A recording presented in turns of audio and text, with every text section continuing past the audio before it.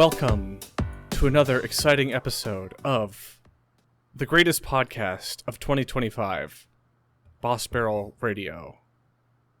I am Griffin Hoffman, proud American citizen and Super Earth citizen.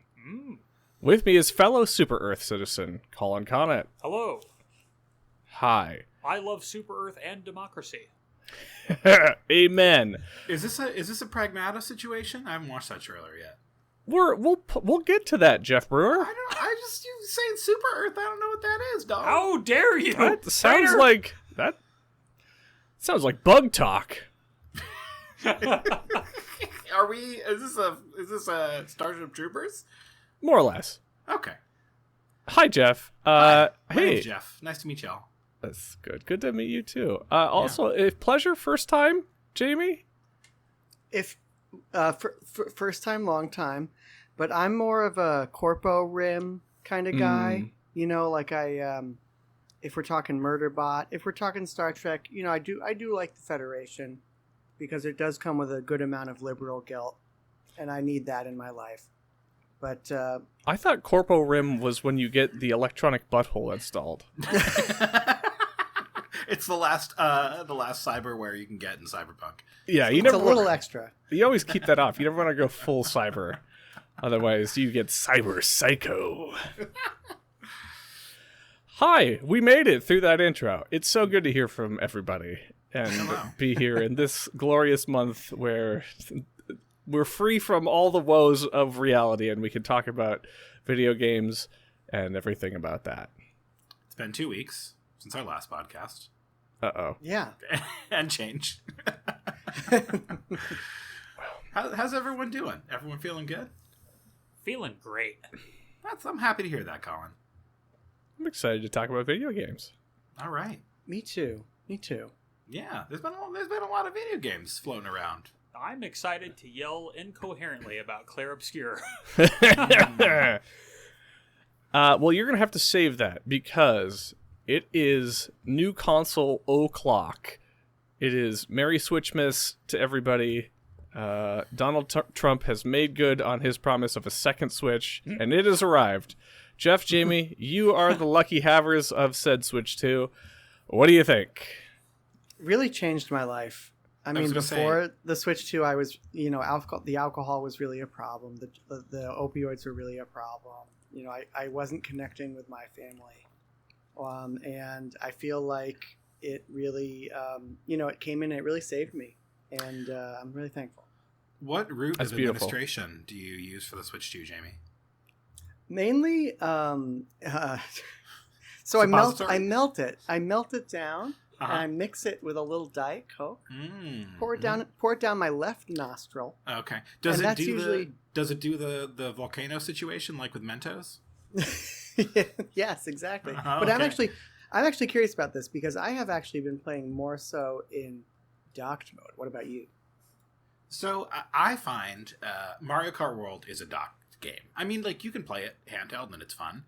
But it kind of demands to be played on a dock, especially when you want to play with your wife, which I mayhap you have been doing, Jamie.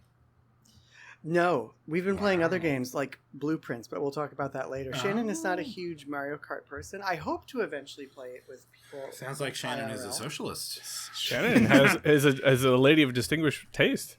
Oh, I do have thoughts about Mario Kart. It's a game, but I've been playing it. I've done a mixture, right? I think if I want to do anything that's like showing off or that's like wowing me on the system, I'd rather do it handheld, right? Because if it's a docked experience, it's like I could just play a PS5. You know, exactly. Like, I'll play the first party titles docked, but anything else I want to try out in handheld mode. 100%. That's how I feel exactly. I am playing Cyberpunk 2077 on it, and it is impressive when it's in portable mode.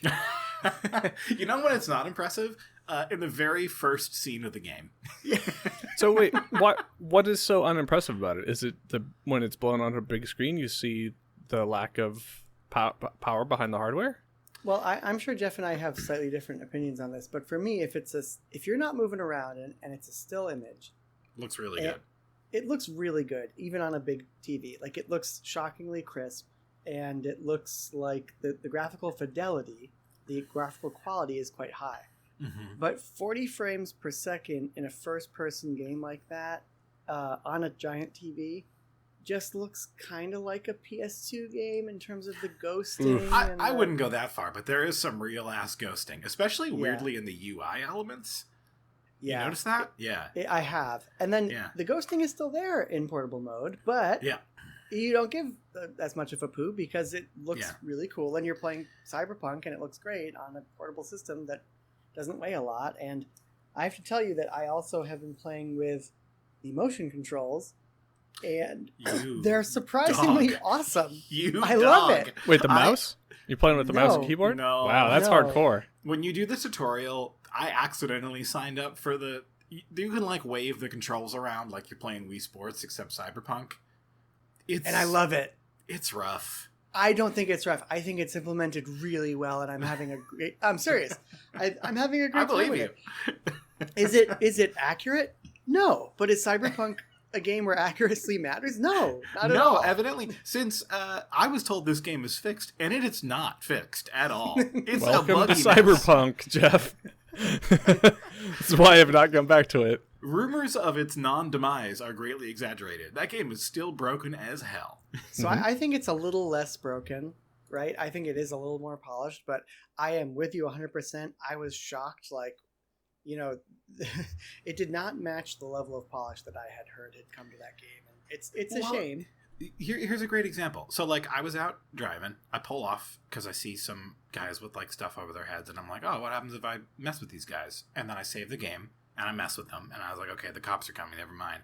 And then I loaded the game, and the cars that were in the scene were gone, and they were just frozen in the air. You got cyberpunked. And you know what else was gone? Elements of the UI, such as my medkit and grenades. Just the images for them were gone. So one thing I did not notice that I noticed the first time I played Cyberpunk was just rampant T-posing. None of that. However, what was replaced with the T-posing was identical duplicates of certain NPCs. I've heard this. Like, all over the opening kind of club where you start the game in this nightclub. Just so many duplicates standing right next to each other. Same animation, same everything. And it's like, all you had to do was separate them, even by a few feet, and the sense of immersion would not have been disturbed. But so you're telling me Cyberpunk, notorious for its poor quality, not doing a great job on the Switch 2. What is wowing you on the Switch 2? No. So let me be clear. I think the problems with Cyberpunk are not Switch problems. They are Cyberpunk problems. Yes. Okay. The game is legitimately quite impressive. Yes. I think DLSS sometimes looks bad. I'm just going to throw that out there. I think they still haven't made it look good. But a lot of times it looks amazing. The time that I found it most jarring is the beginning of the game. Your character's looking in a mirror, and I don't know what's going on with that mirror, but you look like a blurry JPEG. Yep. And then the game, it looks great after that. Like, everything looks normal, but you look so bad in that one image. I don't get it. Gotcha. I agree with Jeff 100%. When you guys eventually get your Switch 2s and you Well, so far I don't have any reason at all. I'm in the negative reasons for Switch 2 because you just said the games on it play like dog shit. No. That's not true. All right, so tell me about the good games. Tell me why I should get one. Mario Kart World kicks ass. It's amazing. It's okay, really good. now we're talking. Yeah. So unless I have to play it with a spouse or on a TV. No, you don't have to do either of those things. Okay. I played it in handheld plenty.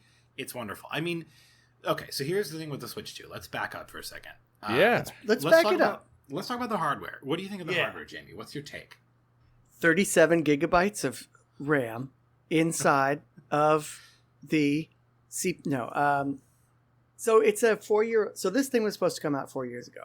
2 years ago, most likely. Is the scuttlebutt, right? So it's not cutting edge. It was taped out in 2021. It was probably supposed to come out in. So hedging our bets here. So okay, yeah. However, it is like 5 times more powerful than the Switch, right? So it's it is a sight to behold. It's snappy. The screen is big. 120 hertz looks great on it. Joy-Cons are physically larger. They feel much better in the system. there isn't as much waggle, and I don't think there's going to be. I'm sure there will No. eventually be some waggle, but it's going to be greatly attenuated because there's big old honking. There's no rails anymore. There's big old honking like inserts that go into the console, so it feels great that way. Yeah, I think the magnets are really good. I think Yeah. the hardware itself, like the design, is extremely solid. I think it's a delight to hold. I love the matte finish on it. Much I more love that comfortable. Yeah, than the I love original. that it's thin. It's about as powerful as a Steam Deck. So here's kind of where it's at. It's in the Steam Deck range, probably slightly weaker in raw processing power in handheld mode, or in raw kind of graphical power. But DLSS can make some games look better. Would you agree with that, Jamie?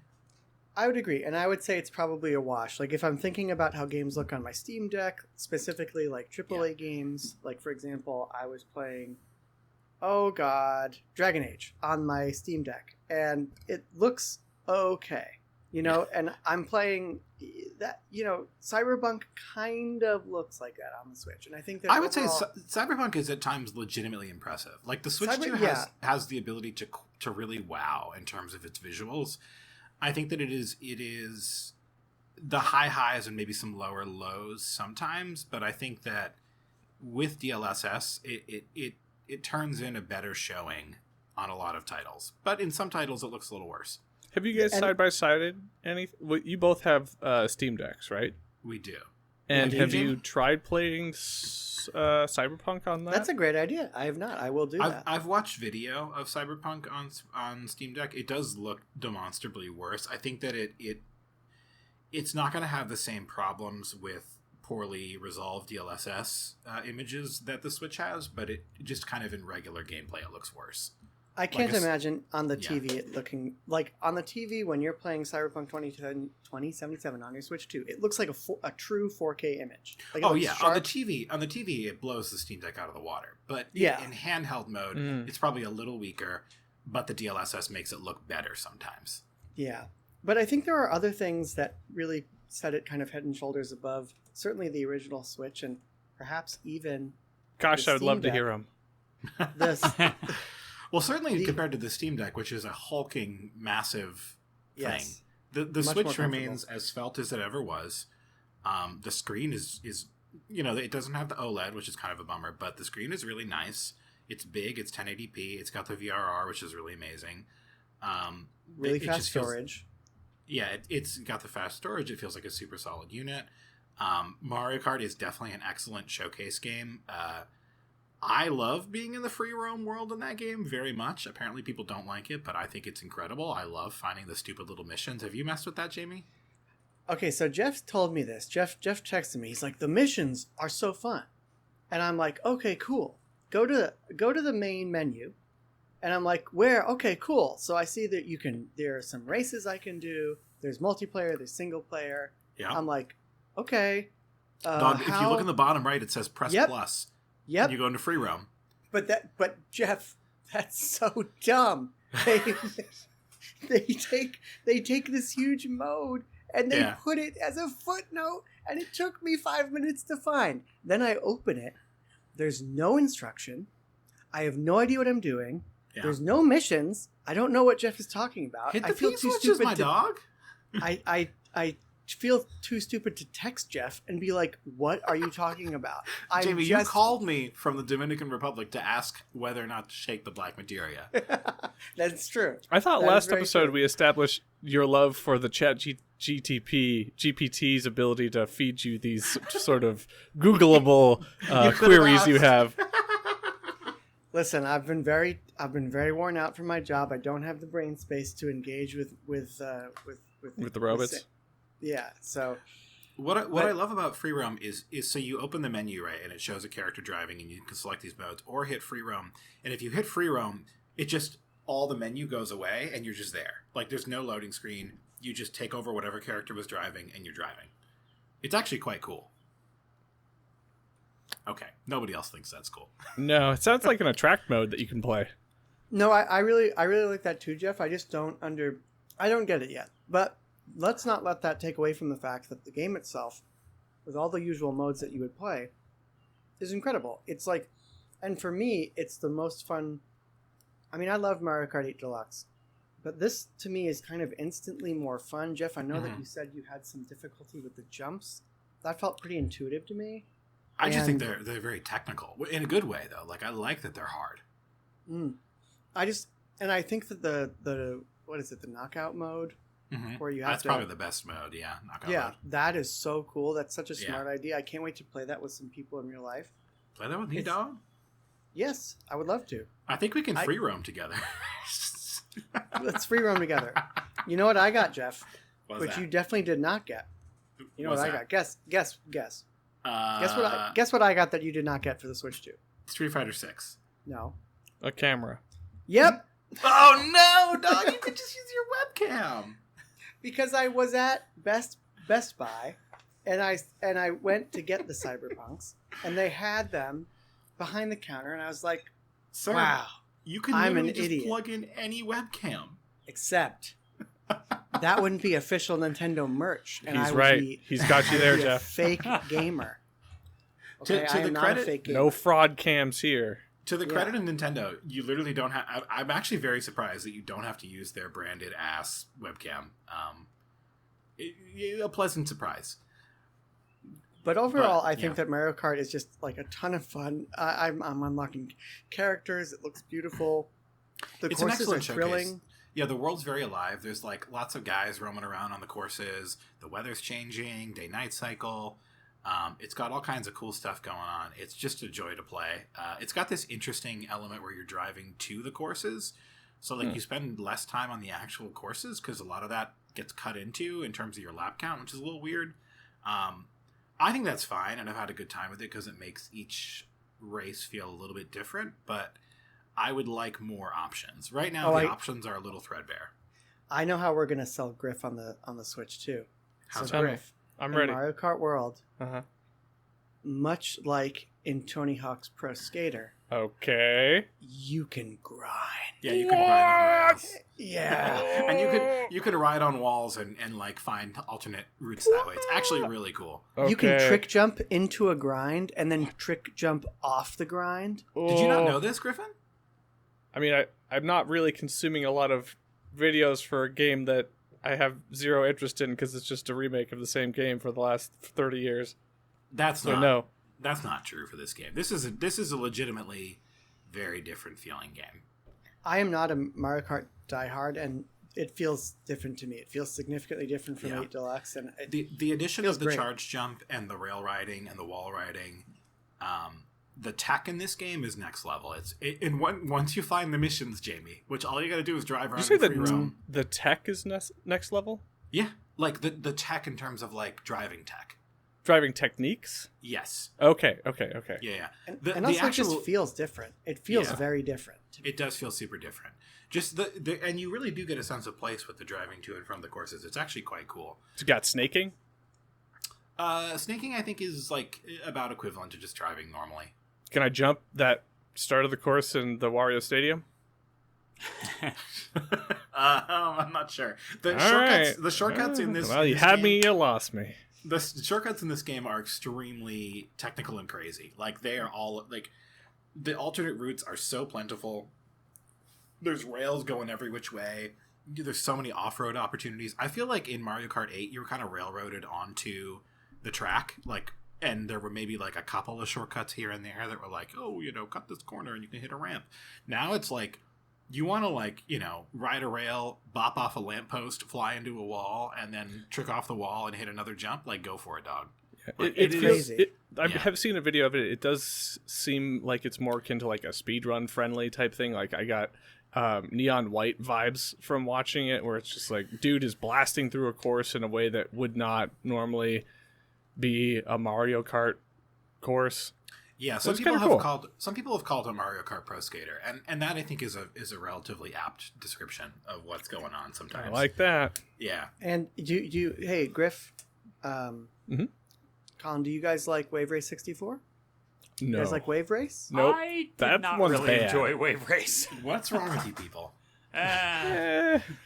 So this has the water riding physics. is really good. Yeah. It's got water physics. The water is physical. And Okay, it so moves. let's waves. reframe that pitch. Were you No. like, hey, wasn't Wave Race a good idea, but the water physics was dog poo?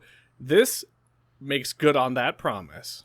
Yes, Yeah, exactly. sure. Back of the I'll take box, it. right there. Baby. All right. Wow. I'm hang on. I got to go buy a Switch right now. When you hit the crest of a wave, you jump like a freak, and it makes you really happy. Oh, Yeah. that's okay. Mario, it is a really fun game. I think that it is well made. I think that the effort is obvious. I think that it feels very distinct from Mario Kart 8. I'm excited to see where it goes because I do think it will change and evolve, both in terms of stuff being added down the line, but also in terms of like additional options being surfaced. And yet, it is still a relic of a bygone era because, you played this game, you beat all the cups in like an hour, and then you get credits. And it's like an hour. And you're like, you get Rainbow Road. Yeah, well, yeah, but still, it's like, what game gives you credits in an hour these days? It's so... Street Fighter 6. Sounds merciful. Jamie, you gotta drive around in free roam and just hit a blue P switch. That's all you gotta do. I don't think this mode exists. I think I've been honeypotted gaslit by it's you so and Nintendo. Fun. It's so, I could spend hours just driving Jamie, around. it sounds like you really have been bamboozled. I'll buy that Switch off you right now. I'll take that off. I'll take that burden off your hands. No, it's good. I think for all the hand wringing about the particular performance numbers of the Switch, I think it's a very competent upgrade. I think that it is well within the performance area it needs to be like a true next generation console for Nintendo. I think that the stuff I've seen on it is really impressive. The way there are some games on Switch that were like previously almost unplayable, like XCOM 2, which I purchased. And Pokemon? Pokemon being another one. But XCOM 2 is interesting because it wasn't patched, right? And I've been playing it, and it has an unlocked frame rate, and it runs perfectly now. It basically, like, I've been hankering to replay this game, and I'm just replaying it on Switch because it runs that well. And I will say this. I immediately enjoyed my Switch 2. I agree with Geoff. The hardware is impressive. It's immediately fun. It feels great. But I was kind of, to be honest, even with Mario Kart 8 being as fun as it is, and even with Cyberpunk 2077 being fun enough for me to play and offering a new way to do so, I was still a little underwhelmed until I fired up Tears of the Kingdom, saw it running at 60 frames per second, Cool. and Okay, I was like, that's what I want to know. oh Yeah, my God. I did the same thing. I had a save right before Ganondorf, and I like turned it on, and I was like, "Is this even the same game?" No, it doesn't feel the same at all. It feels like a new game, and it's so cool to see it running on that little screen, super smooth. And I never finished that game, so I'm really excited to go back and do it. And I think that might be the first thing that I really dive into on the Switch too. I mean, I bought a bunch of games that I haven't even opened up yet because I'm a complete idiot, like Street Fighter and Bravely Default. But I might just finish Tears of the Kingdom on it. You should. And you know what's so interesting? Real quick, Geoff, I wonder if you had this feeling too. This is like a PC upgrade launch. Because the first thing you do when you get a new graphics card is you fire up all your old games and you're like, yeah, I can see the difference. And I think that's what people are doing with this console. That is how it feels. Yeah. Yeah, I think the backwards compat has been really fun for folks to explore because there's been a lot of stuff that's like not been patched but just runs extremely well. I haven't encountered anything I can't run yet. I was a little worried about some of the Final Fantasy Pixel remasters, but they seem fine. The one thing I will say is that I didn't consider how going from a 720p display to a 1080p display would create problems for handheld mode with 2D games. Have you encountered this, Jamie, where stuff looks a little blurry? No, but tell me more. I'm curious about what you mean. So, like, I loaded up FF5 Pixel Remaster because I was like, I've been doing like a low-level game in this, and the UI elements are rendered in 720p, so they do not look as crisp on that screen. That's a shame. But any 3D game, it doesn't matter at all. But the 2D games, you're better off playing, at least until they get updates on your original Switch, unless they, of course, run super poorly. But no, I agree with you, Jamie, and I think it's like any other console launch, right? Like, it's not launching with the same, absolute genre-defining must-play game that is Breath of the Wild. It's launching with Mario Kart, which will sell insane amounts, right? Because it is, like, the marquee Nintendo franchise, is the most popular Nintendo franchise that exists. I think for core gamers or whatever, like, I love Mario Kart, but, like, it's not going to have a hold over me in the way that Zelda did, right? But I think it will be a great console. I think all the ingredients are there. I think the hardware is extremely good. I think the performance is good enough. Of course, it could have been better, but, like, I'm just very That's impressed. just not how Nintendo does things. It's not how they do things, and I'm very impressed to have a unit like this that's like less than half the size of a Steam Deck in terms of thickness. Well, maybe closer to half, and runs just as well. Like, that is very impressive. Yeah, no, I'm with you. I'm quite excited about it. I'm happy with it. It's the kind of thing where I take it with me to work. Yeah, Not same. because I have time to play it, but just because I like knowing it's there, and sometimes I look at it, and then I have someone it up busts here into right my now, office. guys. So Okay. we sold both of you guys, right? Griff, Collin, you're running out there right now. Yeah, I'm Colin's gone. already on my way to the store. Just wait until it has a title you're interested in, right? But That's what Yeah, I'm doing. absolutely. I'm going to get one eventually. I just need something. I don't really particularly care about Mario Kart, so I'm just passing for now. Nor do I care enough to buy one for Donkey Kong nor Metroid. So I'm good Okay. for a while. I will play all those games. Metroid I'm probably the least excited about out of those games, but I will play Donkey Kong. That looks fun. I would Me like too. to play Donkey Kong, but I'll play it when the big Mario or the new Zelda drops or whatever drops that inspires me to go out and buy the Switch. Yeah, I'll get around to it at that point. I think it's pretty likely that we have a new Mario coming out next year. Yeah. For the anniversary. There's a lot Oh, of sure. scuttlebutt around that, and I think the thinking is that Donkey Kong had some third party involvement, which is why they're being coy about who the developer is. Yeah. I'm clutching my pearls right now. You guys can't see it, but I mean, Grezzo has been a great partner for the 2D Zelda games. yeah.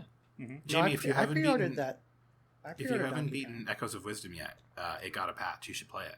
It runs. I beat that. I love that game. Okay. I beat the crap out of it, and I'll play it more on Switch too. I did purchase and Singular Switch 2 Edition, and I can talk about this because it's a game that. Wait, What is this? What? I purchased What a is- Switch 2 Edition, which is like the upgrade packs. Of what? Of Fantasy Life I, because it was only $2.59. I mean, one could Fantasy argue Life it could be I? free, but so Fantasy Life I. Are you guys familiar with Fantasy Life? Nope. Oh. Okay, so Fantasy Life was a 3DS title. Kind of builds itself as like a cozy RPG. Think of it as like Animal Crossing-esque, except with combat, with like a action RPG light story. The central conceit is that you have these different, basically, skill sets that are referred to as lives. So like you can play different types of combat-oriented lives. You have like a magician or a wizard. You have like a mercenary. You have a paladin. You have an archer. And then you also have like crafting-oriented lives. Like you can be an alchemist, a carpenter, a blacksmith. And then you have foraging lives. You can be like a fisher, a woodcutter, or a miner. And essentially you get these different lives and you can switch between them, and they all have different like associated skill trees. But you're kind of just chilling in a world, going around, developing your skills in various areas. Like chopping down trees is like a fun mini game you can do. You building a and town? There's a town that you can build. I don't mess with the town building. I don't care about town building. I just play the story and like do the little RPG elements where you gather materials and fight dudes. Oh, okay. So there's Yeah. a story. It's not like a Pal World. It's like a bad Saturday morning story, but I don't care. Okay. The game is just fun to play. It's just like a cute little action RPG with gathering elements. And like I said, it describes itself as a cozy RPG. It's just extremely addictive, very polished and fun to play. And it ran perfectly serviceably on the Switch, but the Switch 2 upgrade is like, solid 60 FPS, 4K performance. And once again, it's remarkable going from 30 to 60 on a console sometimes. And this is one of those examples where, like, not only is it running at a solid 60 and it looks better, any hint of latency is gone. So, like, there was a little bit of latency in some of the crafting mini games that kind of interfered because they're all, like, timing button press based. And that's all gone, and it just runs super well and is, like, even more fun to play. Which, again, PC upgrade. That sounds like that other game I bought for the Switch 2 because we played it at PAX and I actually liked it. Rune the Rune Factory. Factory. Yeah, Yeah. Guardians of Azuma. It's in the shrink wrap. I didn't buy it because I'm playing Fantasy Life, and I'm like, it's too similar. But that game was I mean, I've never played a Rune Factory game before. Griff and Collin, we we queued up for it at PAX East. I had no expectations, and I was like, oh my god, I'm actually very much enjoying this. And then I bought it, and of course it's never going to get played, but hey, I own it. Hey, if you don't ever play it, send it to me. Do you want to enumerate your your library of Switch 2? I got Mario Kart World. Uh-huh. I got Cyberpunk 2077. Uh-huh. I got Rune Factory Guardians of Azuma. It should be noted that the only 3 games at launch that are actually on the cart and are not game key cards are Mario Kart World, Rune Factory, and Cyberpunk. Every other game that you can buy a physical version of for Switch 2 at launch is not on the cart. You put the cart in the console, and then you have to download the game. So it's the worst of both worlds, because it won't run without the... It won't run without the cart. But you can give the cart to someone else. Yeah, you can, can... and they can play the game. So they can download the game? Yep, and they can play it. But in addition to that, I got Street Fighter, I got the Bravely Default, because I loved Bravely Default 2. Beat the crap out of that game, but never played any of the other ones, so I was like, okay. You beat that game, Jamie? Yeah, I loved to. Okay. I really got into it. It was quite challenging. Maybe I'll play it. Yeah. Okay. And I got Split Fiction. Wow. Okay. You really went all in. I got. So when you work for like 18 hours, and then after working for like 12 hours, and then you find yourself in a Best Buy, you're in a weakened state, and you're susceptible. Yeah. To. Quick question: did you buy Nintendo Switch 2 Welcome Tour? Yes. Oh my god. Good. That's why you got the camera, so you could complete it. I was gonna say I haven't purchased it. I haven't been desperate enough to purchase it yet, but I might. Someday I might consider it. Have I opened it? Absolutely not. You dog. While you were there, did they have an Alarmo? And you're like, what the hell? Why not put it on the pile? Even I'm not that weak. Even in that state, I still have some dignity. The truest Nintendo fan gets an Alarmo. What if Christmas rolls around and you all have an Alarmo under your tree from me? I would be a happy little boy. I couldn't buy my Alarmo in New York. They were sold out. They were. The Alarmos are plentiful here in the Midwest. Oh my god. Wait, last thing. Yeah. Do you get that Pro Controller, dude? I did. It's very nice. Oh god. It's so good. It's very nice. I don't think the joysticks are as insane as the media made them out to be. They're fine. I think they feel great. I do. I mean, I've got some other third-party controllers that feel a little better, but it's amazing to me. Feels it's great. a nice controller. I don't know if it's worth the amount of money they're charging for it, but I'm happy I have it. Probably not. And the old Pro controllers apparently work just fine. You just can't turn the console on with them. Oh, I had no idea. That's good to know. So, the only games I have, Griffin, are Mario Kart World and Cyberpunk. Those are the 2 I bought. And then I downloaded Deltarune 3 and 4, which is not a Switch 2 exclusive, but does have a couple of Switch 2 features. It has mouse integration. For a small section, you go into a room and they're like, pull your mice out. You use them as hands in a battle. It's actually pretty cute. That's cool. The thing, the annoying thing to me about the Switch 2's design is that for the Switch 1, you take the controllers off, you put those little grippy things on with the wristbands, and then they're more comfortable. With the Switch 2, the only thing that you can put on after you take it out of the console, the Joy-Con out of the console, is you can put on the skate that makes it a mouse. And whether you have the skate on or whether it's just bare, it feels horrible. It feels absolutely horrible. No, to use it as a mouse? No, just to use it as a controller. To me, it feels absolutely horrible. I haven't used it in sideways mode so much yet, but it does feel awkward. But I always felt like it felt awkward to use a Joy-Con in sideways mode. I think at least in the Switch LR 1 buttons are good. Yeah, they're better, but at least in the Switch 1 you could put the wristband thing on. It would round it out, and you wouldn't be like your index fingers wouldn't be jabbed twice just when you try to press L or R. In this one, they are. And I'm holding it now. I feel like you gotta. It's a skill issue, dog.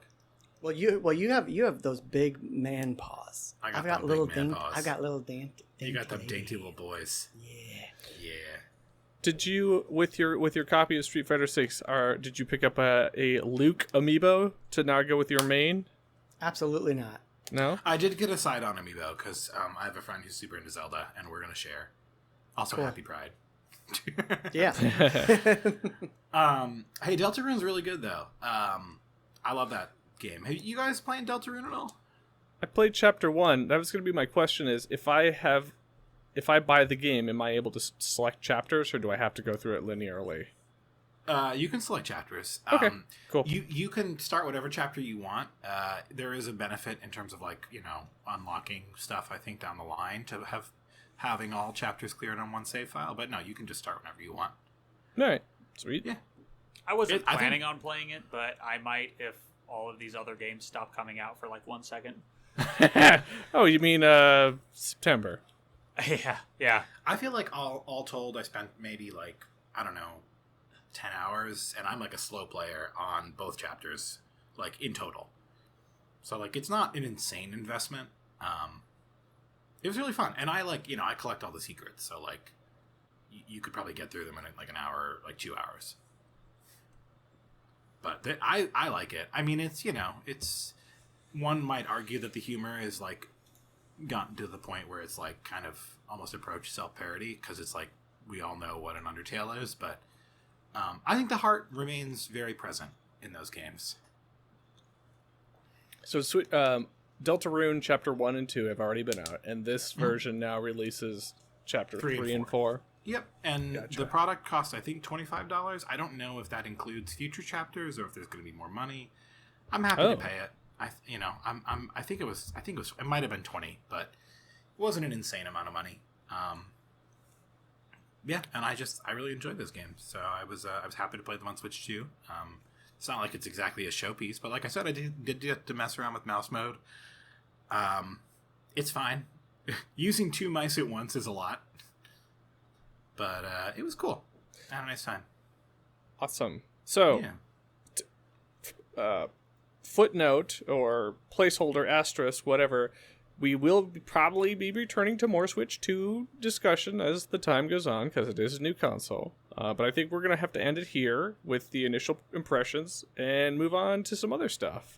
That being another handheld. Actually, I'm going to die if we have to talk more about handheld. So Summer Games Fest and all the big old summer other showcases that came out right now let me ask this: what were the highlights for people? Was there anything that really jumped out to you that you're like, wow, this got me reinvigorated about video games, or did this overall just leave everybody kind of flat or disinterested? Griff, I really liked the ROG Ally X, and I want to talk about it. Hey, I'm joking. Okay, No, that's great. No, that was a lie. That was a joke. I hear you're a aficionado of purchasing handheld devices. Even I'm not so interested in that one. I guess we can talk about it really quickly. So it's got the Z2 Extreme, which is the latest AMD processor that's going to finally blow the Steam Deck out of the water in terms of power. And it is an Xbox branded device with an Xbox button, and it's going to run Windows, but it's going to run a version of Windows that is optimized more than, standard out of the box Windows. Some of the background processes are going to be axed. So it's not quite making it all of the way to a Linux platform, which is why the Steam Deck often has an edge over similar Windows-based handhelds. But it is hopefully going to provide a better experience. And you'll be able to download Steam on it and do all sorts of stuff. Mm-hmm. And Game Pass support out the box is kind of I'd say kind of the marquee feature for the average end user. No fuss, Game Pass is there when you turn it on. And there's no way it doesn't cost less than $1,000 when it comes out. No way. It's going to be pricey. Yeah. We don't know the price, but it's going to be at least $1,000. 2 versions, right? So there's like you said, this is the Microsoft co-branding with what is it, Asus? With Asus, on this? yeah. So there's already a product that has the Z1 out, and I believe the Z1 base model is $500, and the Z1 X Extreme is X. $900. Is that right, Jamie? Do those numbers sound correct? Close. I think you mean for the ROG Ally that's currently available. Yes. and the LIX, I think, or not the LIX, rather. Yes, I think you're close to right. I think it fluctuates, though. Yeah. So it's likely that we'll see prices that are like, I'm going to guess 600 for the base model, 900 to $1,000 for the X. But does that sound about right, Jamie? Yeah, that sounds right to me, but it's important to know that there's, the base model does not have the Z2 Extreme in it. It's got something else. It's got a different Z2, right? A Z2A or something? Yeah, Z2A, I believe. So it is so not... I think you guys are hammering quite heavily on the point here, which is this thing is going to live and die by its price point.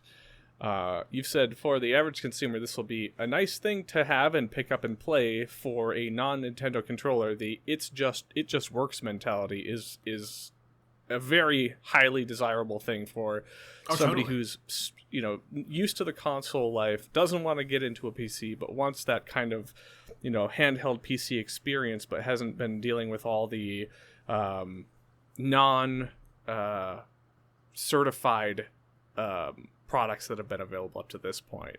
So this should help fix that. But then if you're targeting that audience, what is that audience looking like in terms of how much money they want to spend on it? I think the bigger issue with the Xbox LIX is that it's not a Microsoft product. It's a co-branded product, right? And that to me speaks to the level of confidence that Microsoft has in their handheld endeavors and the level of marketing that this product is probably going to get, right? I don't think it's going to get the kind of push that a console would get.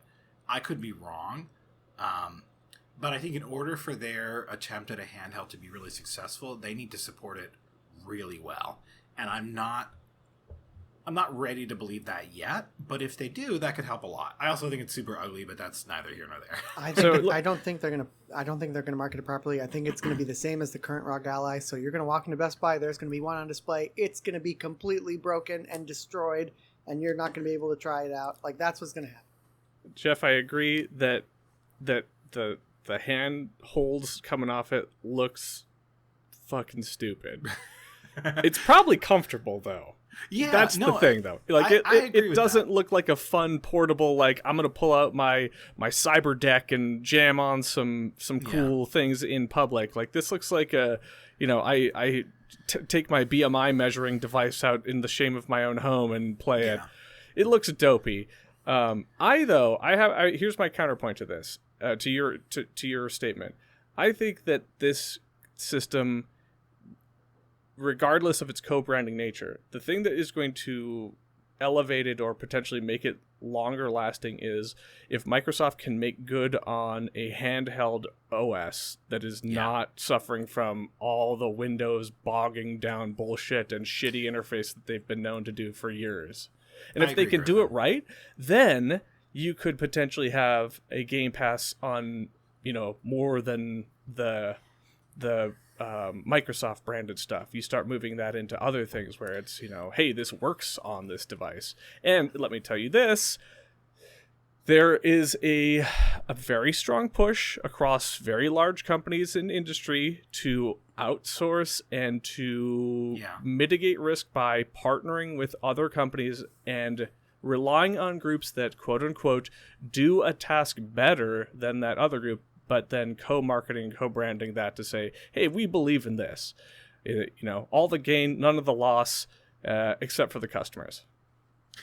Yeah, so here's my thing. I think it's in a very interesting space, right? Because you look at the Switch, which has sold over 150 million units, right? And you look at the Steam Deck, which has sold less than 10 million units, right? I think the challenge is, what are they competing with, right? I think they're competing with the Steam Deck, which is a much smaller market space. If they're competing with the Switch, they got to show me they're doing that, right? And maybe they don't need to, right? Maybe it's fine to just target a smaller base of like really enthusiast customers, but like it is a different realm, I guess is sort of what I'm getting at. I agree, because you can't compete with the Switch when you're not talking about, like, the Switch selling point is Nintendo content. Yeah. Until Nintendo puts content on other devices, there's never going to be any reason to compare these things. We've learned that from last handheld generations. Yeah. I think ultimately I'm excited to see like even if it's a co-branding and I'm not sure how enthusiastic they are, I'm excited to see them acknowledging that handheld PCs are like a big deal, because I love handhelds. I'll always love handhelds. So I'm like, hell yeah. I'm personally interested in it because I want a Steam Deck, but I'm so nervous that, that I would buy a Steam Deck and then it's just going to die on the vine or whatever, because Steam is notorious for walking away from the things they create and just letting them chill and then never acknowledging them again. And if Nintendo or if Microsoft does this, makes good on this, does a decent job and fuels the flames of this, PC handheld thing and makes and causes some interesting moves to happen from it, then I'm excited. And if it is a better thing than the Steam Deck or creates more things better than the Steam Deck, then hell yeah, then I win. I want that. Absolutely. Yeah, I think, look, to kind of go back to what you initially asked us, Griffin, that's probably the most exciting part of Summer Games Fest for me is this handheld. False. Yeah, what's the most Final exciting? Fantasy Tactics? I mean, to be clear, I am excited about that, but like, I need them to change balance a little bit if I really want to be excited about it. I would love to play some more. But Doc, you can just play it. I can play it. You have a mister. I can play it 3 ways. Yeah. I can play it on a PlayStation.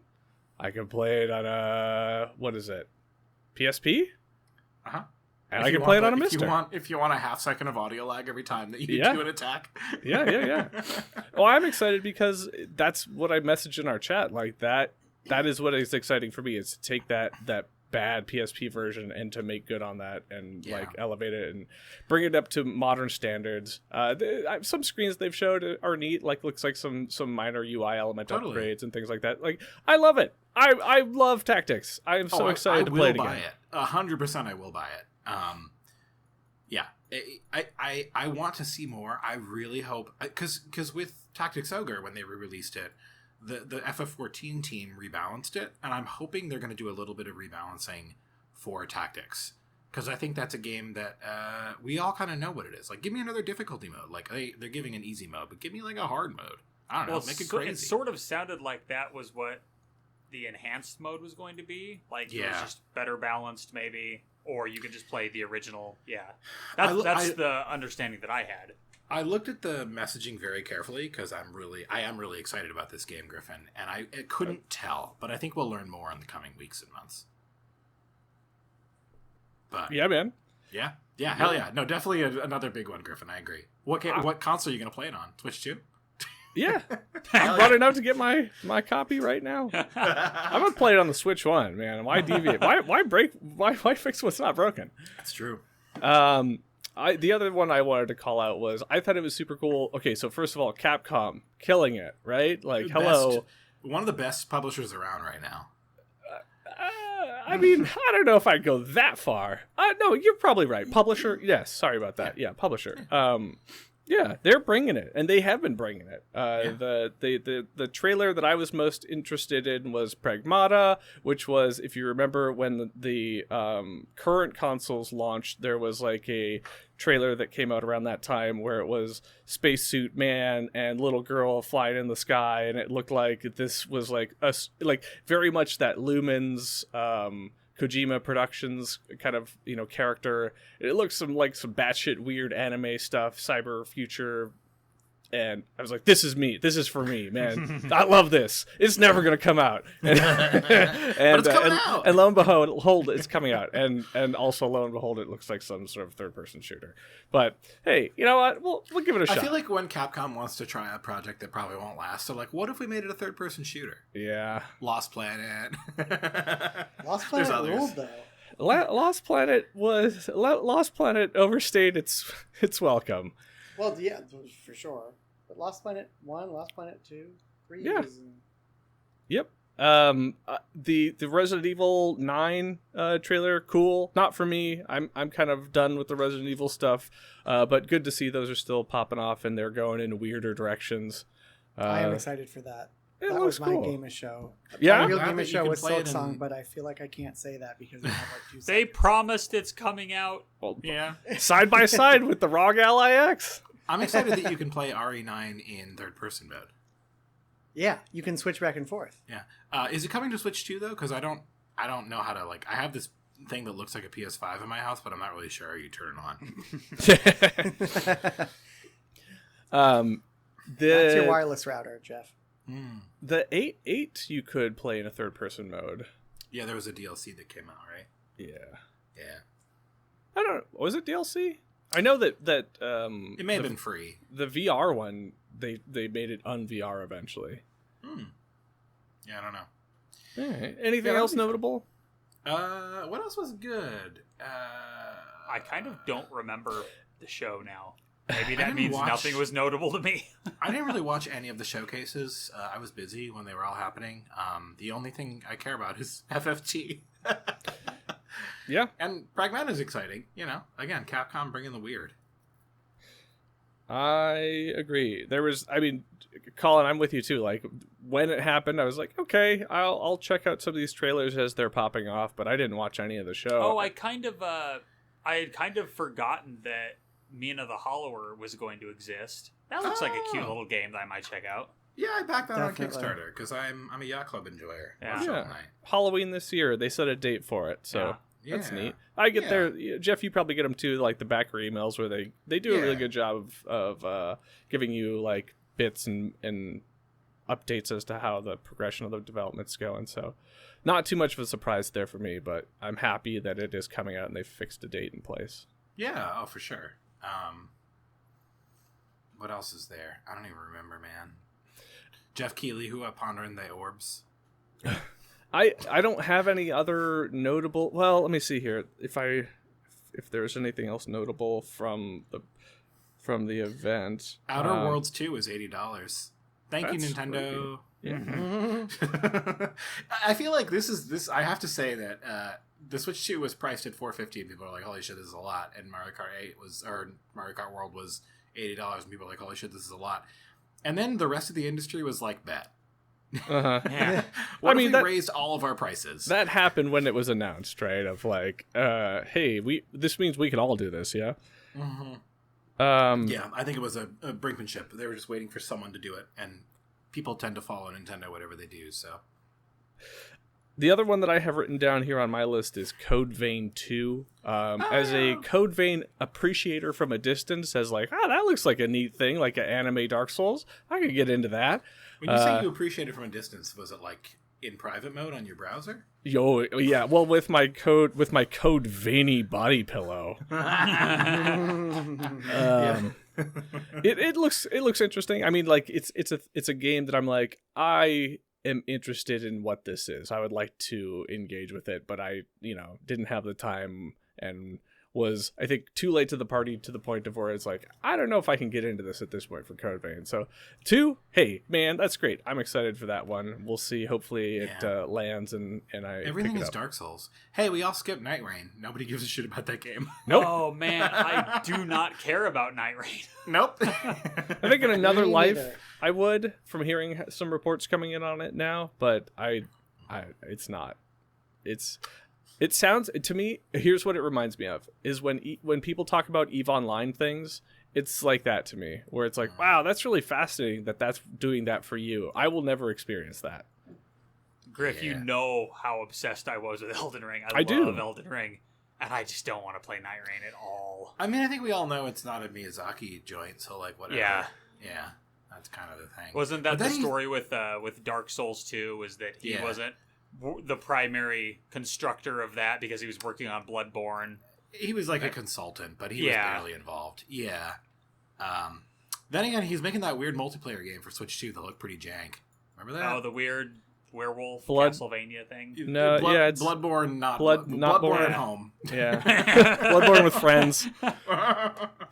I've heard some good reports on what Nightreign is doing and how it's interesting, and it has that cool kind of Souls thing. I don't want to talk about a game that I'm not playing though, but I mean I'm totally fine with letting it go. Like, I'm not interested in it. There's too many other things to play. So let me ask you this, everybody here: any last thoughts on the big game details that came out this summer, or moderate game details that came out this summer? And can we start talking about the real meat and potatoes? Ooh. Call of Duty. Oh boy. Was there one announced? I think so. There's Black Ops. I don't know how many ones can they put after it. 3 is the maximum number of ones. Well, wait. They broke the rules. Remember it was 6? They put six ones. 6 ones? That's cool. Yeah. Anyway, I think there's another Black Ops or something. I don't know. No, I don't care. I didn't watch anything, and nothing rose to the surface for me. Except for Final Fantasy Tactics.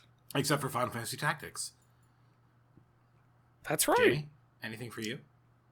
There was a game called Clockwork Revolution that looked kind of cool, immersive simmy. Ooh, okay.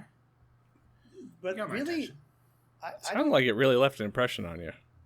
It actually really did. It's quite visually striking. I just don't know anything about it. And okay, so, Jamie, to your point, I watched a lot of the trailers that were like coming up afterwards, and there was a lot of visually striking games, but it all had that same kind of like, wow, Unreal Engine 5 is really freaking rad, and they just like can turn out some really viscerally interesting venues and locations and things and trailers. These things look wild, but they all kind of to label it AI slop, I think is an understate. Like is doing like, a disjustice. It's YouTube slop, right? It's like you won't believe, but fucking Ocarina of Time, Unreal 5, and I'm like, you're right, I won't believe it. Right. It's like somebody put in a million different Elden Rings, and they crapped out like a decently looking other Elden Rings, and you're like, wow, we're here, man. Look at these games. And then I watch them, and it's like, it's a co-op beat 'em up PvE thing, and I'm like, okay, well, good, another one I don't have to care about. And Geoff made an excellent point when we were at PAX, which I agree with, which is that whenever you see any of these trailers, whenever you're playing a game at PAX, the guy who's showing it to you, or the guy who's, announcing over the trailer says, "Welcome to the world of Diabolica." And like, I didn't make that point. Kyle Bosman did, but it's an excellent point.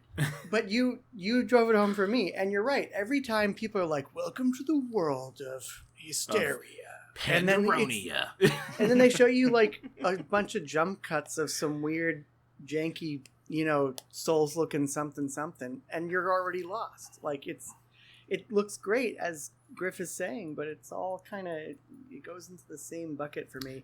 Clockwork Revolution did kind of buck that trend a little bit. It was enough where I actually remembered the name of the game, which is more than I can say from a lot. But yeah, a lot of it did fall into that, oh wow, UE5 is really cool kind of bucket. More Lives of P.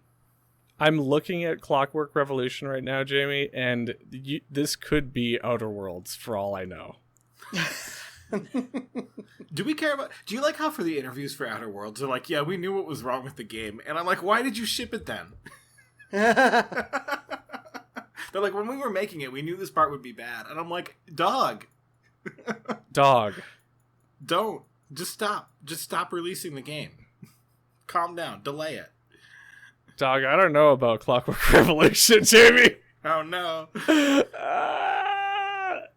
It's giving me weird Bioshock. Yeah, it looks like Bioshock plus Fallout plus Outer Wilds plus what's the one that you guys really like with the Shadow Assassin Man and the first person. I'm looking at still images, and you're exactly right. In motion, there was a little bit more to captivate. Shadow Assassin Man, first person. Yeah, sorry, not good. Dishonored? Yep, thank you. That was a good game. Oh, that's the thing. I was getting big Dishonored vibes, and I love Dishonored, and I loved Prey, and I love that studio, and I wish Arcane was still doing stuff. But... Okay, so let's move on and talk about some other stuff. So you guys already talked about some games you've been playing. Deltarune, Geoff, Fantasy Life I, Mario Kart World, touched on all those. Cyberpunk 2077. To be clear, I'll probably continue playing that game, because it's a nice showpiece. Which one? Cyberpunk. Interesting. Yeah. I think there's a good game in there buried beneath the jank. Huh. I will too, because the motion controls are fun. You're a madman. Okay, sorry, well, go on, Griff. I'm going to go on. I'm going to go on, and I'm going to talk about a game that's worthwhile playing, because it's probably going to be the best game this year, and that is easily Clair Obscure Expedition 33. Yeah. So is everybody here playing this? It looks like that per our lists. I got only to the Gestural Village, so I'm probably the least far out of everyone. But, okay. I love it.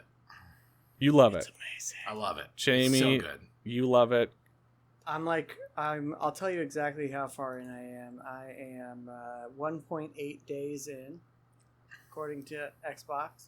Okay. And this is like top 5 all time for me, this game. Just like jaw-dropping, astounding in every sense. Just, I can't believe that we get this wonderful gift from these French weirdos. Yeah. Who played this game and thought of Sea of Stars and how that game had a lot of promise, but ultimately kind of fell on its face and was like, this game's going to suck, and then it was incredible? Because that's what I did.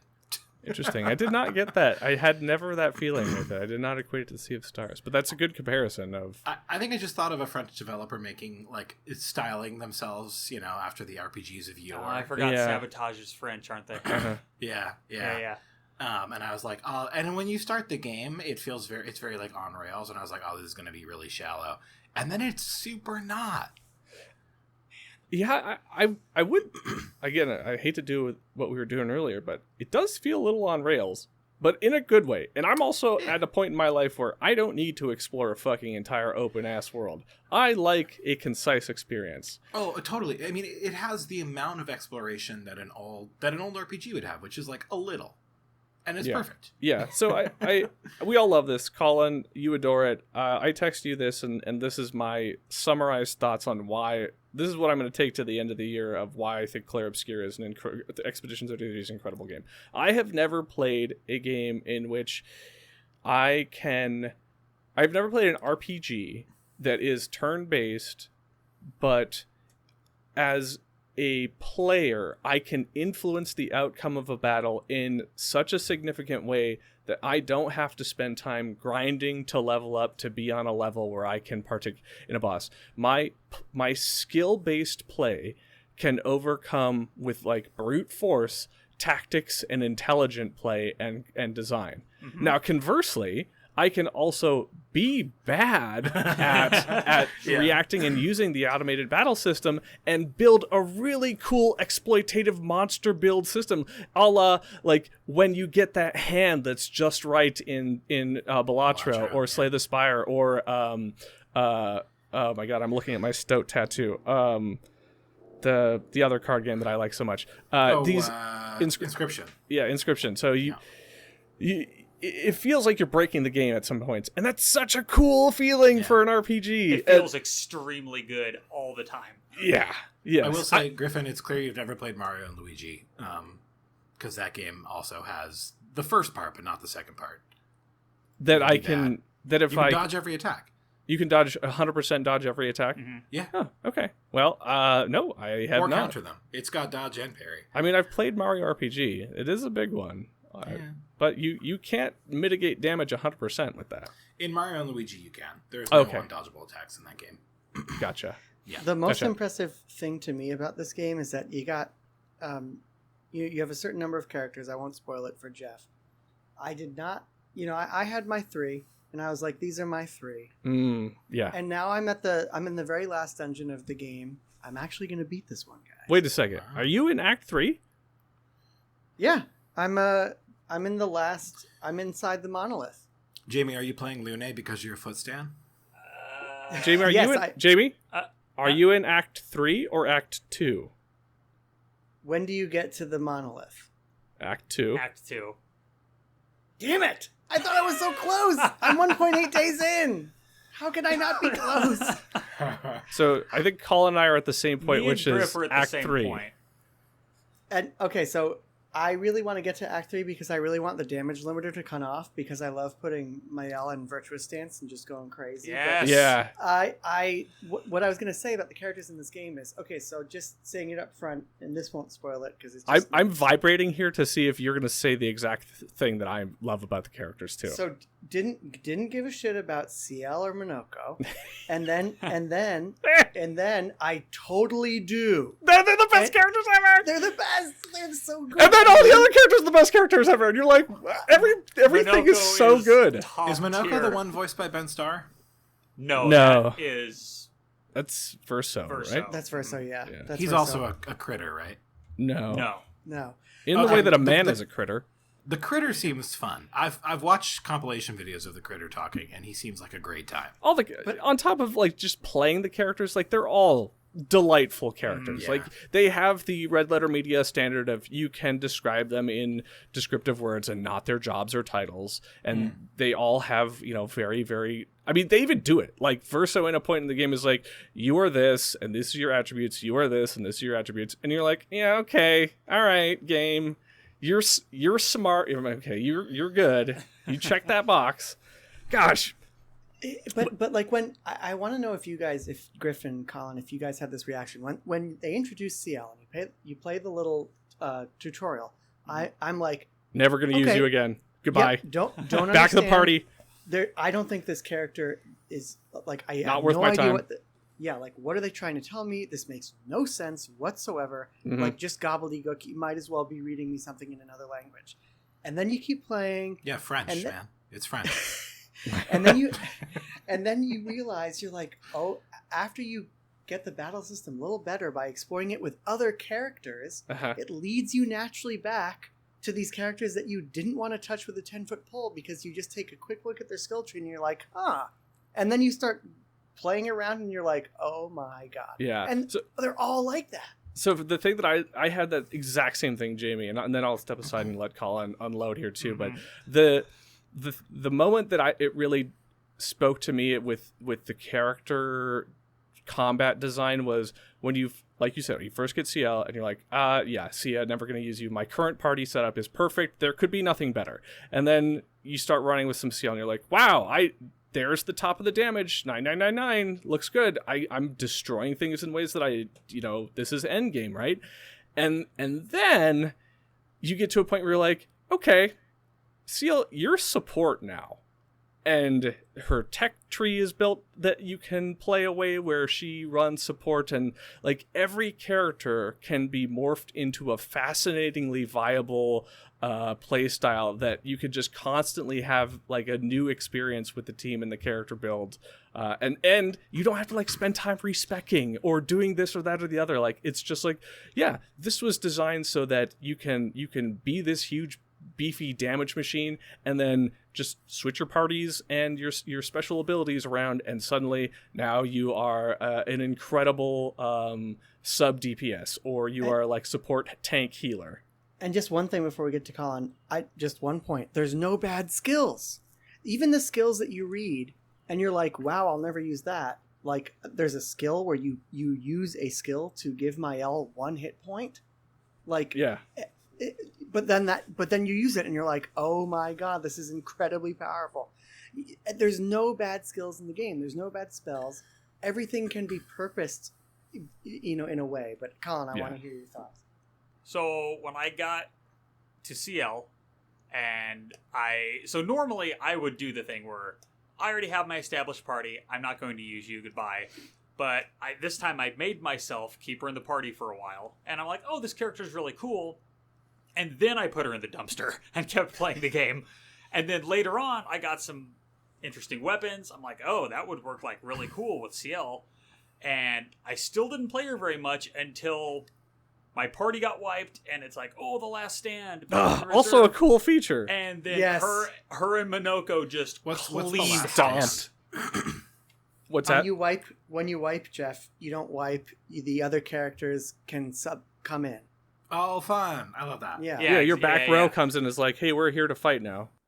So yeah, her and Minoko come in and they just clean house. And I was like, I'm so excited that this game has maintained and grown in quality, because I knew from the opening, like the little intro scene, that this was going to be special. I was like, again, I was just expecting it would be really forced and like the story wouldn't hit its like emotional beats well. But it was very clear from the jump that it is doing all the right things. And I'm just delighted that it is done so well. Like, it's sold over 3 million copies. Like, incredible. I think it is a really special game that we're not going to see the likes of again for a while. I agree. It's too good. Like, it's, emotionally, it does some incredible things. Like, the characters have impact. They have pathos. They have struggles that are, like, genuine and well fleshed out. And it's also, delightful and lighthearted in times, and there's silly, goofy banter. And they also have like the thing that I love about the place of the world is it has the melodrama of like a JRPG, right? Big, gigantic things are happening. Emotions are big. Things are crazy. And people are like, wait a second. Did we all just see that? Or, there's a person who's having like a horrible like flashback moment, and the person's like, hey, this sucks, but I need these details.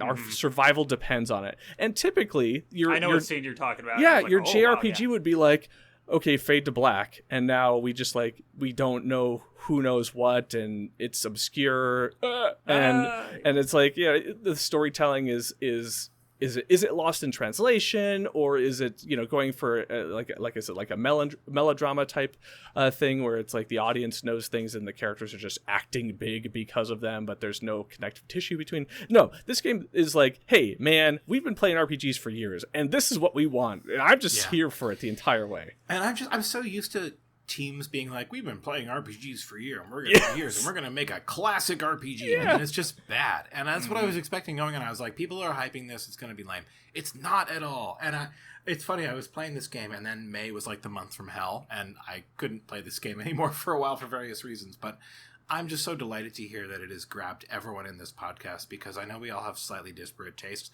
but I think we all at our core love a good JRPG, and this is like, this continues the lineage like no company right now is. Yeah, well hearing Griff talk about the story beats, I literally just now got goosebumps. It's an extremely touching game. The environment. Go to the camp. Go to the camp and talk to your party all the time. Always I know. talk Yeah, to definitely your do that. Yeah. Always. I'm so surprised that they did so well in those dialogues. Oh, yeah, SKA so character of the year, Francois supporting leading man. It's the kind of game where like something happens and I call Shannon over, my wife. She doesn't give a shit. She has no idea what's going on. But I just feel the need to show someone like, look at that. And she's like, okay, that's cool. She walks away and I'm like, I'm so stoked. The environmental storytelling in this game, the 2 Axon dungeons, guys, incredible. Like absolutely incredible in my eyes. Just a sight to behold. 3 really important things for me with any game I play are art, the artwork, and the music and the style.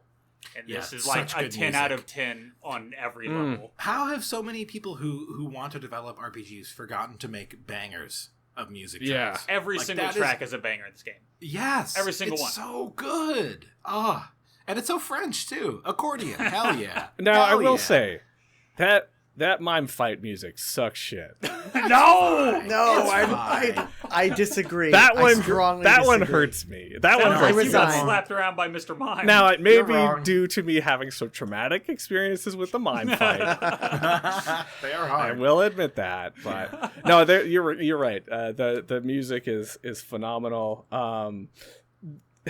Yeah, it also does that thing that I love that modern games do now too, where the music does seem to take on some dynamic features with it. So like as you're gaining momentum or as you're proceeding to get towards the victory state of a fight, like the music will shift to a different part of the arrangement. So it all kind of flows together, but it enervates you as you're going through it, and I'm enjoying that.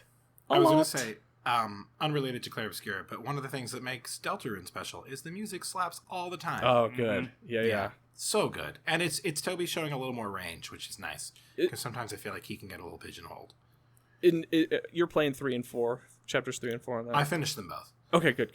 Because, I love the music in chapter 1, which is, I played that one. It remains incredible. Okay, chapter 2 is a delight. You'll have a wonderful time with chapter 2. It really expands.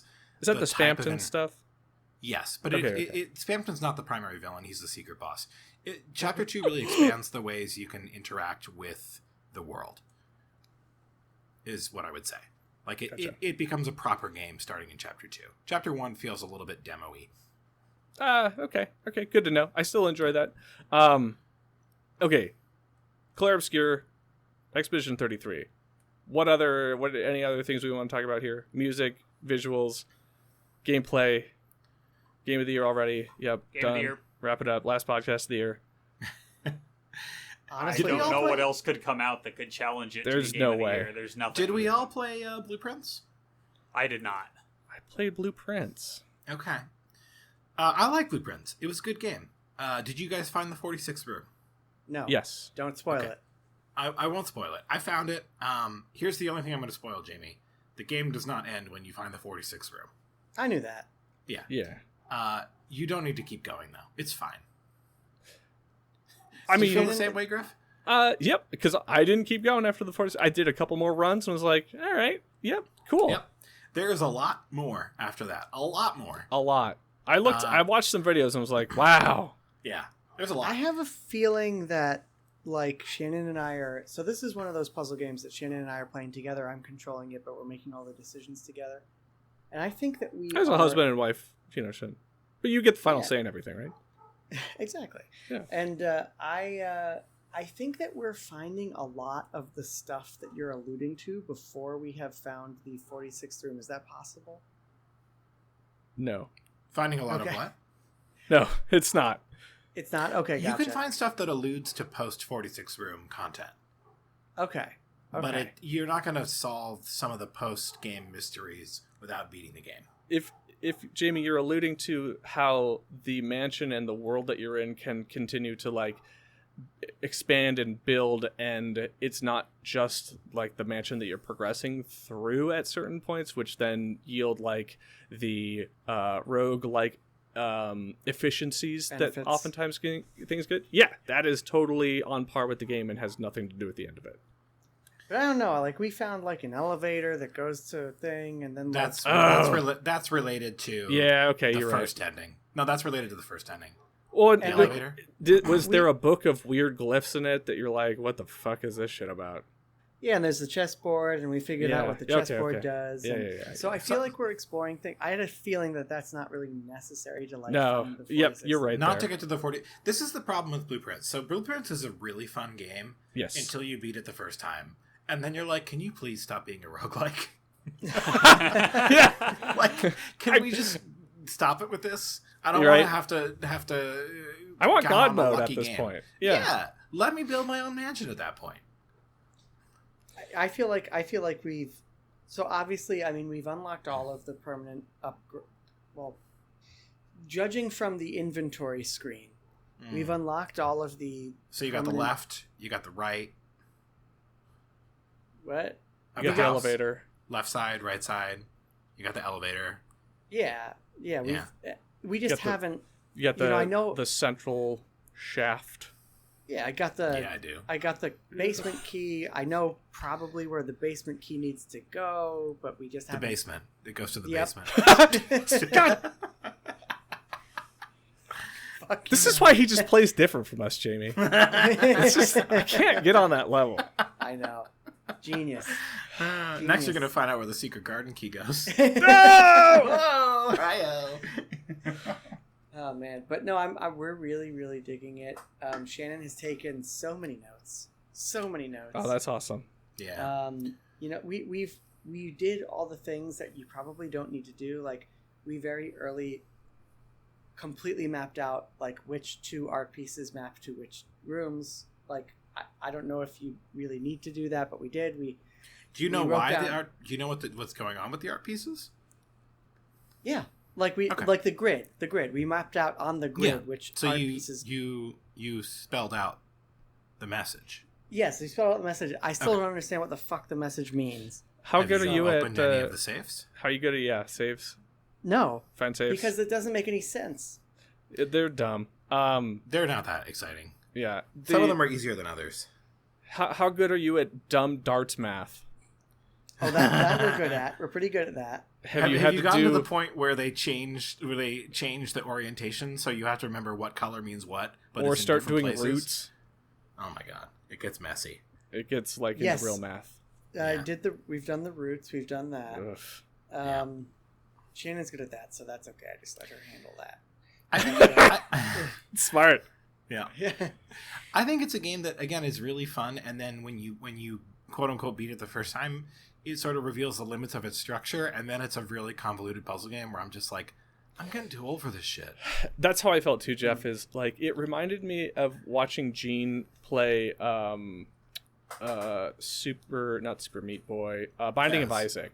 Binding of Isaac, where there were unspoken rules that he knew that were like watching a man do magic, where he'd be like, okay, I walk in this room, and you were the same way too, Jeff. It was like I walk into this room and I see there's a door and there's 3 enemies and one of them's blue, and because I was in this other room that had a book in it, that means that in this back left quadrant there's going to be a coin slot, and it's like, lo and behold, that's the case. And you're like, how the fuck would you ever know that? And he's like, I've played this for 10,000 hours, so of course it's another language for me. You learn the spawning mechanics, dog. Don't worry about it. And that's what I watched a video of somebody playing advanced, like how to do blueprints in your first time go, like get that achievement of get to room 46 in your first time. And there is like an art and strategy and science to which things to pick to optimize your route. And I was like, all right, I'm done here. Yeah, I'd rather do something else. Yeah.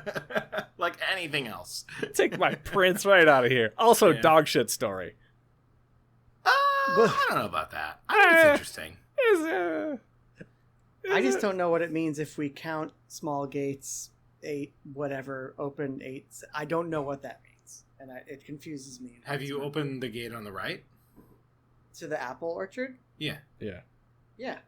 Okay. I'm pretty sure that's the gates. The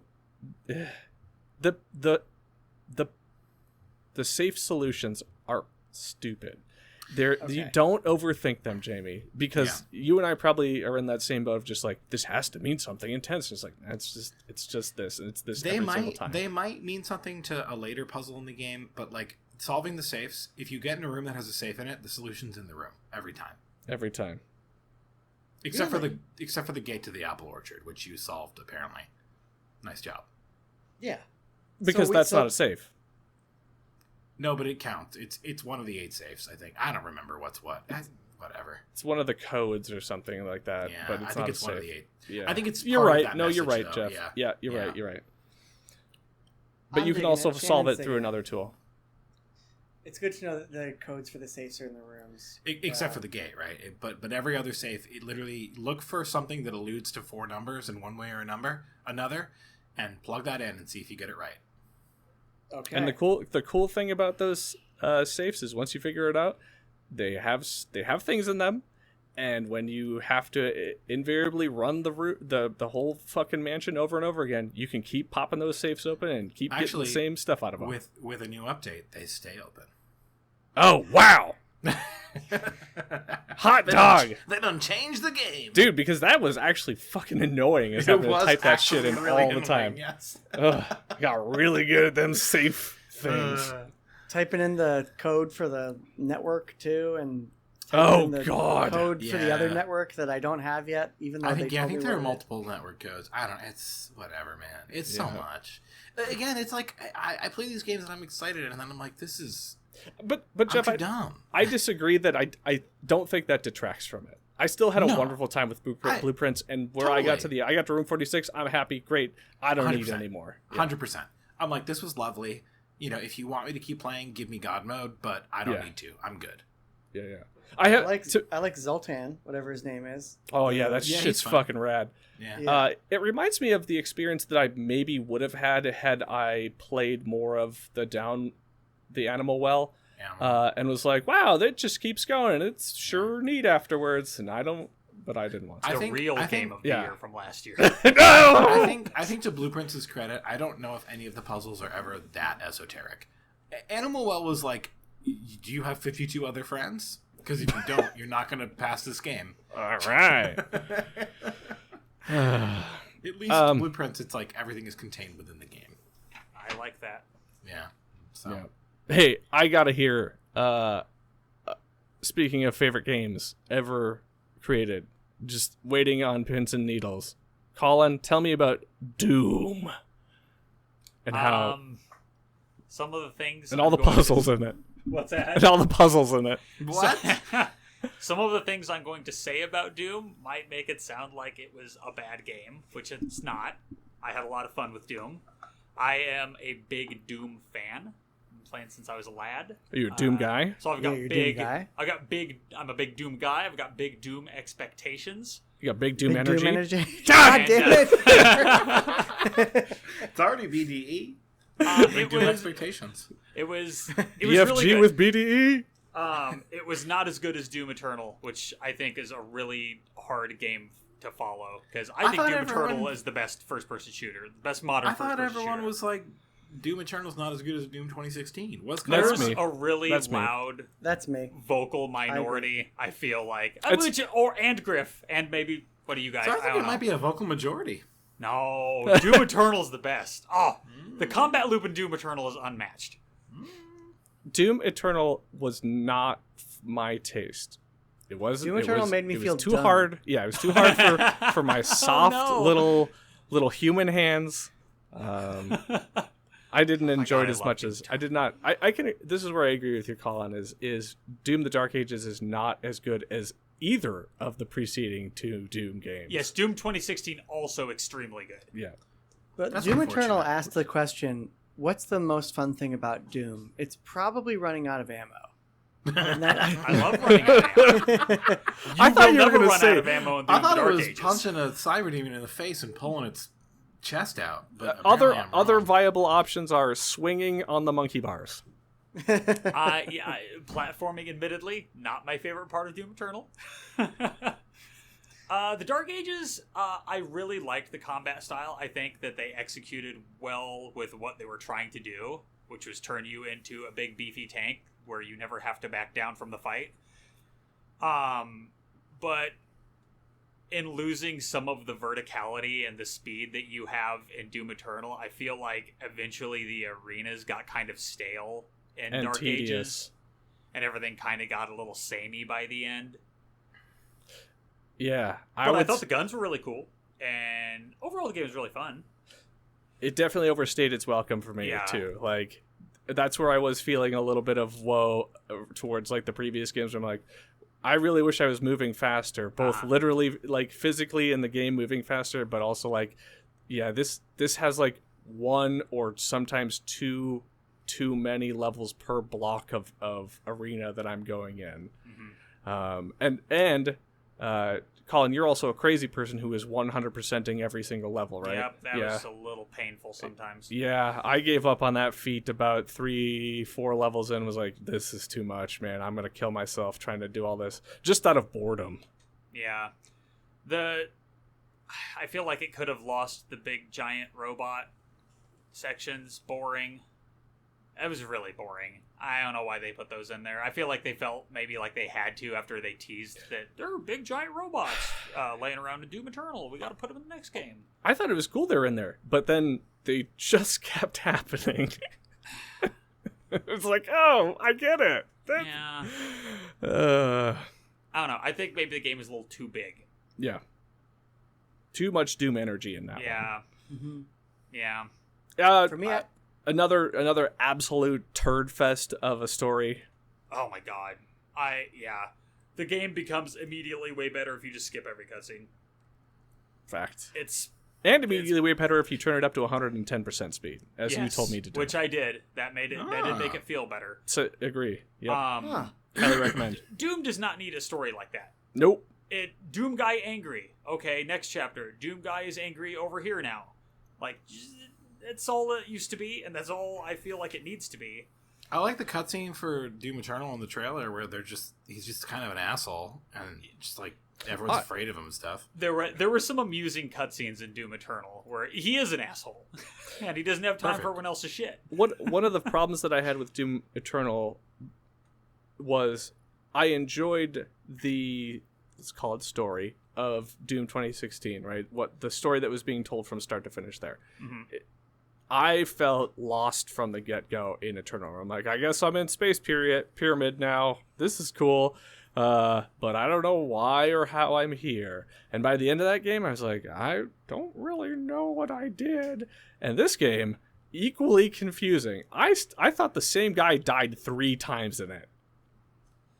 Doom 2016, the story felt closer to just being a reboot of Doom, where, okay, you have the crisis on Mars and the hell portals open and blah, blah, blah. I thought the story in 2016 was fine, but then they had to make it super weird and eternal, where it's like, oh, well, God's here now, and you gotta go fight all the angel people, and you are an angry man. You're actually just part of a race of sentinels, which is different alien human people.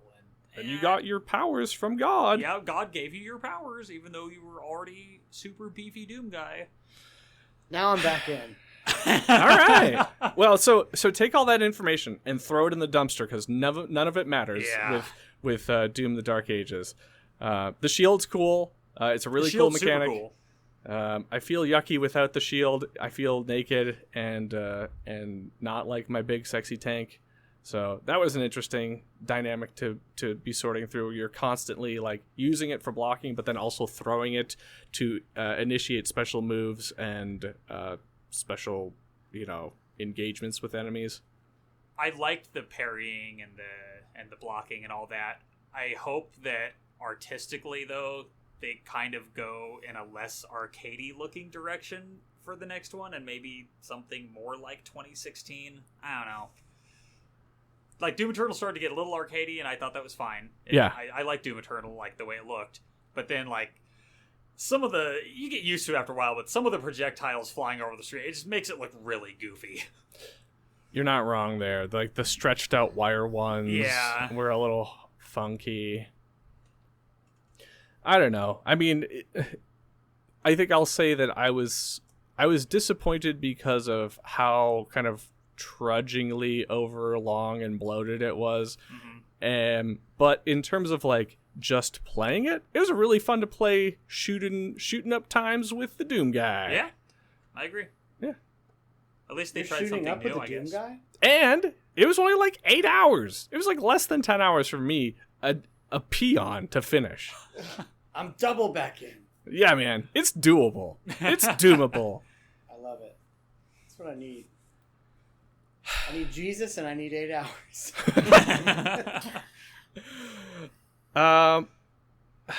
How we doing here, fellas? We're at an hour and a half or so.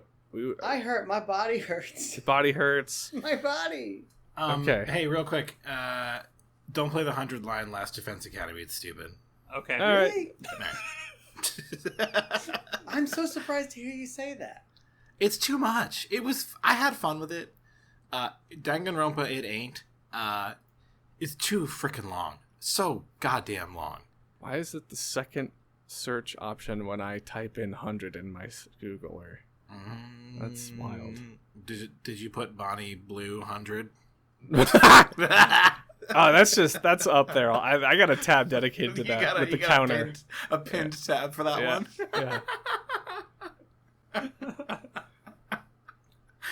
Yeah. That game's fine. It was fine, but it was no Danganronpa. It was just too long.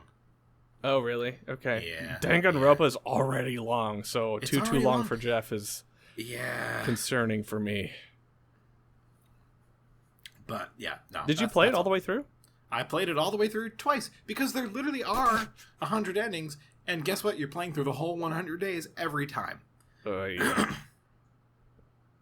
All right, I'm gonna go look into this. I'm reading a Wikipedia entry on it. It seems interesting. What's the system? What is this game? It sounds like there's action involved in it. It's got some Fire Emblem. Okay. Yeah. You dating people? Not really. All right, I'm back at it. Yeah, you're not touching them. Like, Nope. I guess you can in some of the routes. All right. But no, it's fine. We don't need to talk about it. Hey, you know what game you are touching people in? Avowed. What's that? Oh yeah, real quick. Give us the Cliff Notes. Not as short as I was hoping. Unfortunately, a game that I would say is one of those excellent points to my thesis that you should finish something because the culmination of all your activities the juice is not worth the squeeze, and the end boss is not worth the build up. But it is free on Game Pass. It is. It's not free. because Game Pass isn't free, but well, it is you're worth already it. paying for Game Pass. Yeah, exactly, right? It's a game that you can get if you're already paying for games. It's cool. I liked it because you could hold a book of magic spells and shoot a gun at the same time. It was really neat. Combat, world exploration, concise, characters, interesting. You could touch a blue man. It was pretty cool. Blue fish man, sexy blue fish man. Oh, You got your yeah. Caden Alenko, but he's blue and sexy and fishy. Ooh, Yeah. I've touched a blue person since Mass Effect. That's what I'm saying. I Or haven't that touched time a you were blue kicked out of person Vegas. since Blue Man Group in New York City. And There we go. I was going to say, I went to the after party. That got pretty wild. You don't need to play Avowed, but if you were looking to sink your teeth into a decent RPG that's a first-person one that's made by a company that makes, if you're looking for a game that comes out this year and it's a first-person RPG and you don't want to play Outer Wilds, you can play another game from that same company. They called Avowed? Okay. Called Avowed. I'm back. I understand. Okay. Yeah, sure. I won't be playing Outer Wilds either. Yeah, that's fine. Yeah. I got to tell you guys, though, quick, before we go. Do play Monster Hunter Wilds. It is fantastic. Oh, do play Monster Train 2 as well if you like... Monster Train 2? If you like Slay the Spire, yeah. Yeah. Really fun game. Jamie and I played it at PAX. He was really confused, but excellent I like sequel. Slay the Spire.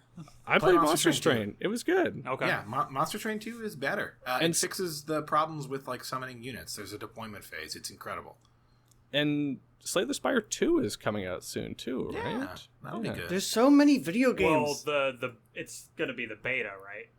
I don't know I don't think enough. the game is releasing in Okay, was it last year the announcement trailer for it yeah. was? Okay. I think that was just they said the open beta was gonna be in 2025.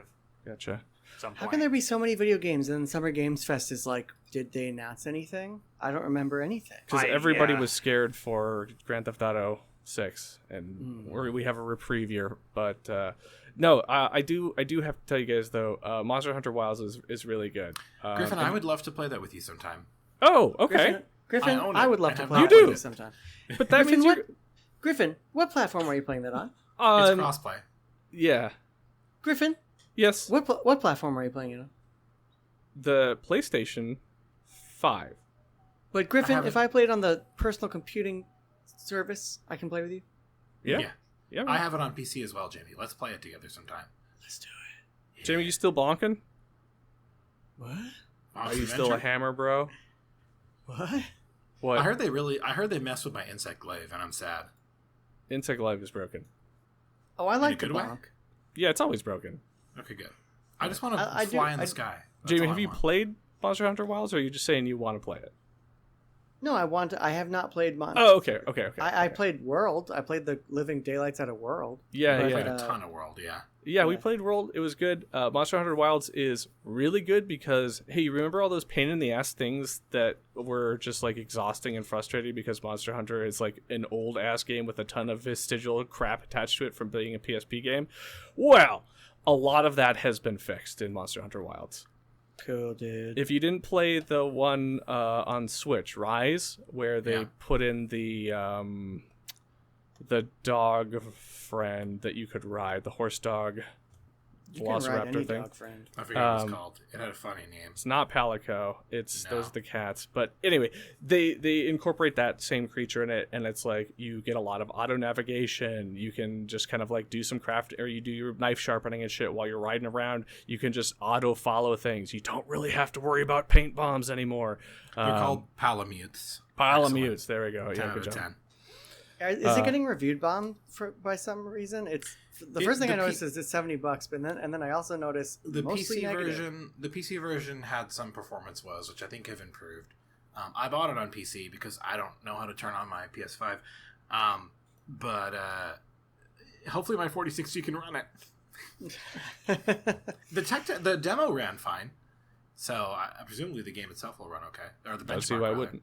Yeah, let me know when you guys want to play it. Absolutely, I'd it's a love to. lot of fun. It also does a really cool thing. I don't know if you remember back in World where, like, if you played the main story and then you got to the story, you got to the end of it, you're like, well, I guess now I just hunt monsters and crank through the monster book, right? I'm cranking all right. This game actually incorporates the story with then the bigger end game Monster Hunter, like the thing that Monster Hunter is about that I don't love, which is like the endless pursuit of monsters and all their different forms and teaming up and having, you know, raid style end boss battles that take 5 ever.